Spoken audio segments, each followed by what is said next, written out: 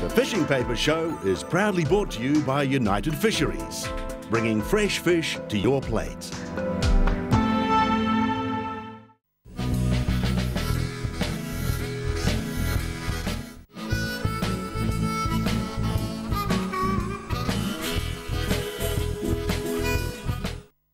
It's always thrilling to catch fish, particularly big fish like kingfish, but there's nothing more satisfying than cooking something at the end of the day that you've caught with your own hands. Kingfish is one of my favourites simply because it lends itself well to a whole range of cooking techniques. Now we have this beautiful loin of kingfish which I've prepared earlier, and as I said, a variety of uses for kingfish. One with fresh kingfish is sashimi, just slicing that big fillet nice and thinly and then serving it up with some soy sauce, wasabi and some pickled ginger. The other way we can utilise this is to cut it into thin medallions, and it's suitable for frying. But today I'm going to start with something very, very simple, because I think it's important when you're starting out with your cooking is to allow the natural flavours and the natural ingredients to shine through. So we're going to start with a whole fillet of kingfish. So it's a really good idea to keep things simple. And with fish, three things go particularly well: lemon juice or lime, something acidic, butter and salt. So that's going to be the key ingredients that we're using today, and it's a simple dish that we can all do at home and bake in the oven. Lay your tin foil out flat on your preparation board, take the fillet, pop it in the middle, and the first ingredient, give it a good seasoning all over with salt, grated lemon zest for that citric flavour, also for texture and colour, a little bit of capsicum for the colour, and magic ingredient, dobs of butter, and I'm going to finish off with a liberal squirt of lemon juice. And one other ingredient I like to use with fish is white pepper, not the cracked black pepper, and then it's just a case of sealing that fillet in the tin foil to make a nice parcel. Right, now that's sealed nice and tightly. I've preheated the oven to 250 degrees, so she's really hot. We're going to cook this reasonably quickly. Fillet this side, I'll say, was going to take about quarter of an hour, 15 minutes. So whack it in the oven, Bob's your uncle. And thanks to the magic of television, that's 15 minutes. So we'll take it out.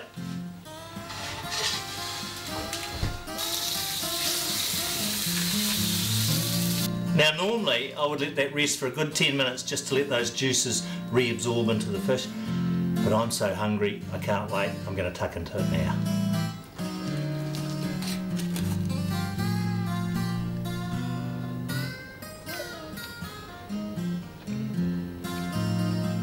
Now that is sensational. That was really worth the effort. Enjoy. Don't know about you, but that made me a little bit hungry. Now, the recent Christchurch earthquake caused quite a bit of damage around the place, and one of the places that suffered a little bit was the Montrose hatchery on the Rakaia River. We have with us tonight Dirk Barr, the farm manager, and we're going to have a look at some of the damage that was incurred up there. Now, this hatchery is managed by Fish and Game, and they raise salmon as well as rainbow trout in that.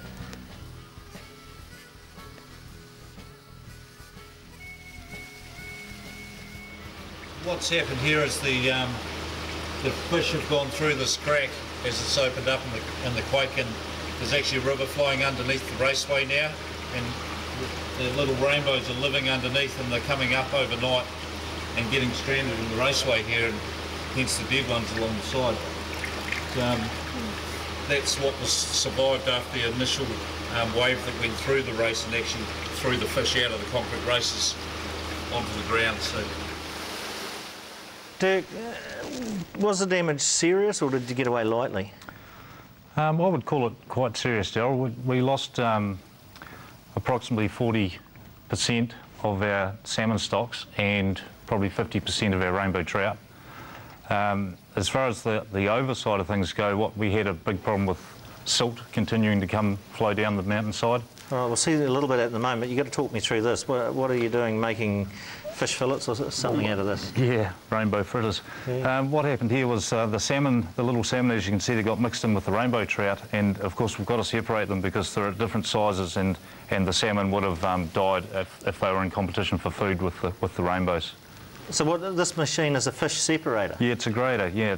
It was kindly loaned to us for the day by the Silverstream hatchery, and it sorts out just by tuning the wheels as to what size fish go the slots. So it was very, very time-saving for us. Imagine, I mean, yeah. I brought up on a farm, and I could imagine sort of, you know, when you're drafting sheep, standing there with a pen, you know, this one goes there, that one goes right, that one goes left.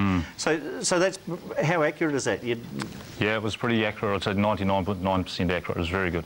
Okay. Yeah. So the salmon, after this process here, where did they go? If you suffer damage in the pond, you can't keep them in buckets. No, we've got one raceway that's pretty much unusable. We've still got 1.5 raceways that are okay. Once we sealed the cracks on one of them, we're still able to separate our stock, and we've started utilising our top pond. We've divided that into 6 divisions up the hill further, which has enabled us to keep separate stocks away, you know, away from each other and isolated. So what are these fish here that they're putting into that sieve here? They look good.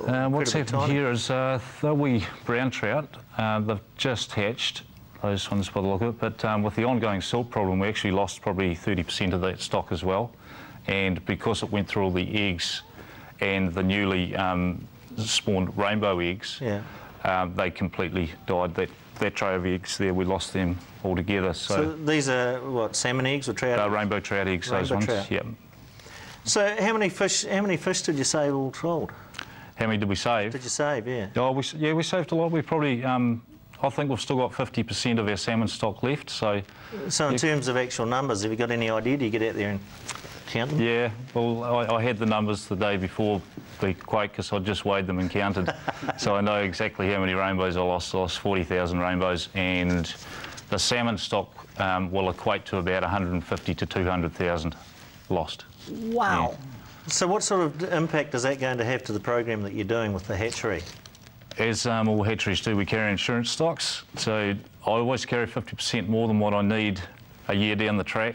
So I'm still hoping that I've got the numbers covered. Well, we hope you have your numbers covered too. Now, this week's viewers pick, the pick of the week. Take a look at this. This is Blake Gourley caught this amazing blue cod in Jackson's Bay. It was over ½ a metre long. And what a fantastic catch that was. Guys, any predictions for the up-and-coming season? Are we in for a good one? Any ideas? What are the signs? It's hard to tell with the salmon side of things, Crimpy, but one thing that they've always talked about is 2-year-old fish returning, and last year we had a lot of 2-year-olds come back when they're supposed to come back at 3, and it was evident that there was a lot of them in the river, and usually the following season they have a pretty good run of fish and a lot bigger fish, so here's hoping. All right, Lindsay, you'll be out there early? Early, yep. I usually sort of target the rangy around show weekend, hoping that the early fish generally tend to be bigger too. So, you know, big, fresh, healthy fish early in the season. So. All right, guys, thanks very much for coming on the show. Next week we have more salmon action. In fact, we go into salmon in detail, so catch us then. We'll see you. Cheers.